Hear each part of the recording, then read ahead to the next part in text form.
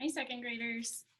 We are on chapter 17 out of 20 from Dr. Dolittle, and this chapter is called Smells.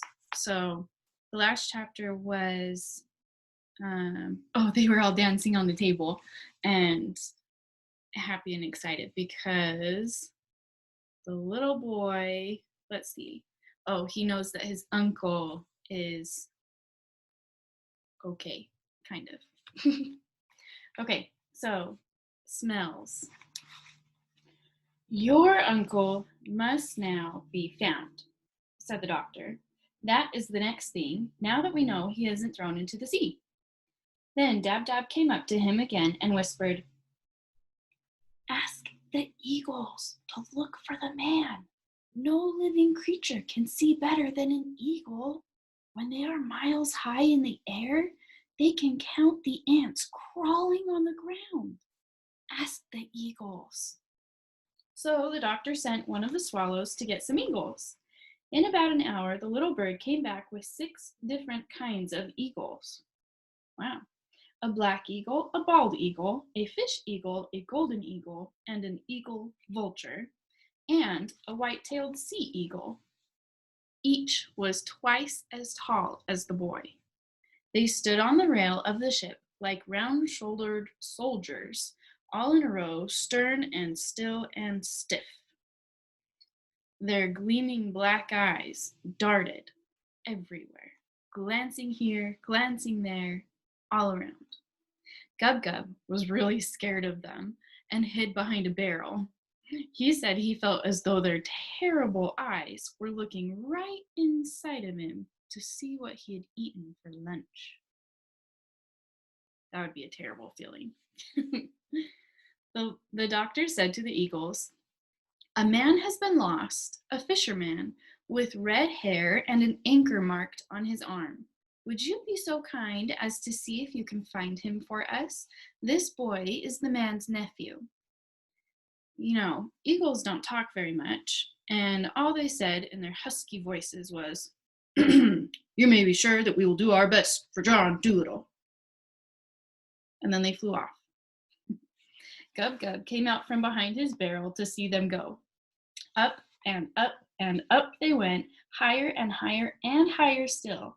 Then, when the doctor could barely see them, they parted company and started off in all directions, north, east, south, and west, looking like tiny grains of black sand sweeping across the wide blue sky. They were gone for a long time, and when they came back, it was almost night. The eagles said to the doctor, We have searched all the seas and all the countries and all the islands and all the cities and all the villages in this half of the world, but we have failed. Nowhere on this land or water could we see any sign of this boy's uncle, and if we could not see him, then he is not to be seen. For John Dolittle, we have done our best. Then the 6 giant birds flapped their big wings and flew back to their homes in the mountains and the rocks.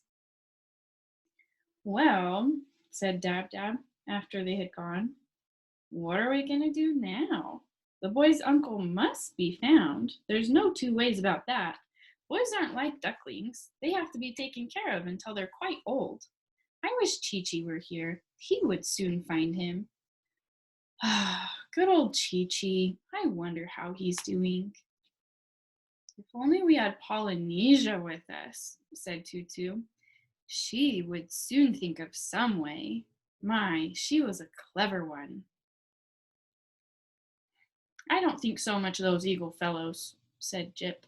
They may have good eyesight, but when you ask them to find a man for you, they can't do it, and they have the cheek to say that nobody could do it. I don't think a whole lot of those gossipy old porpoises either. All they could tell us was that man isn't in the sea. We don't want to know where he isn't. We want to know where he is. Oh, don't talk so much, said Gub Gub.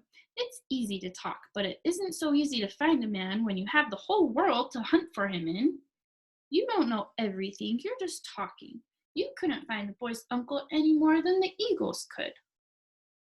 Couldn't I? Said Jip.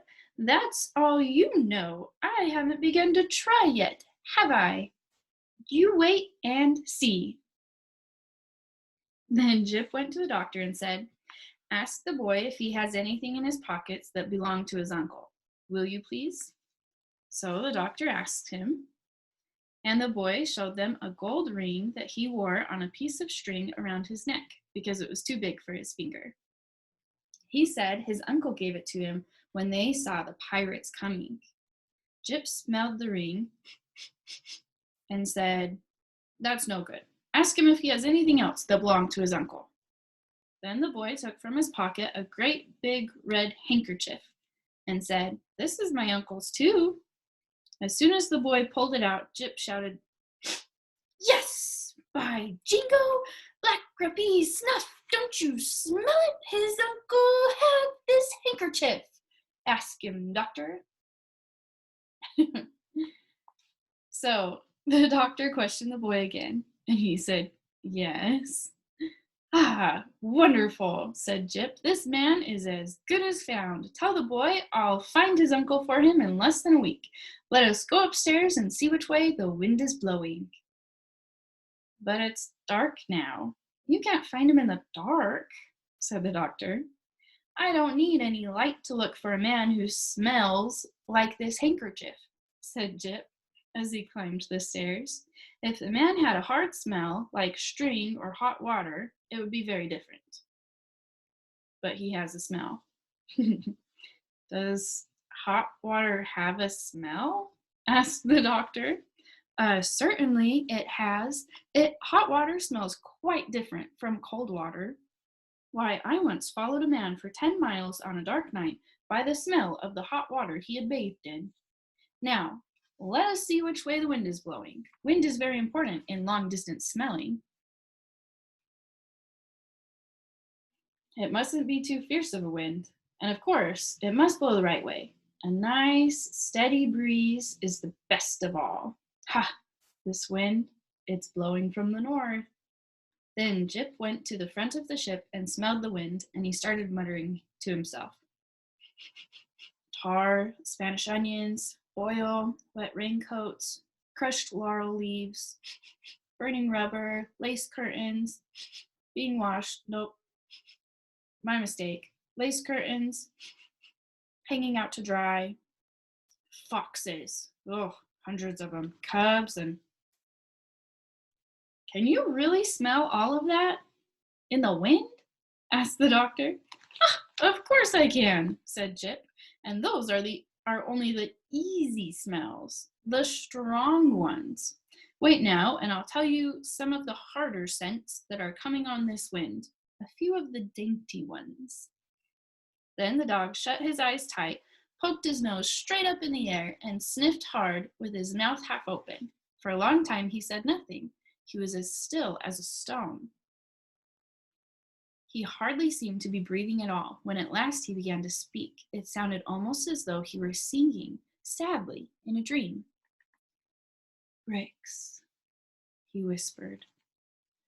Old yellow bricks, crumbling with age in a garden wall. The sweet breath of young cows standing in a mountain stream. The lead roof of a pigeon roost, or perhaps a grain shed, with the midday sun on it. Black gloves belonging to a kid lying in a drawer of walnut wood. A dusty road with horses drinking beneath the sycamores. Little mushrooms bursting through the rotting leaves, and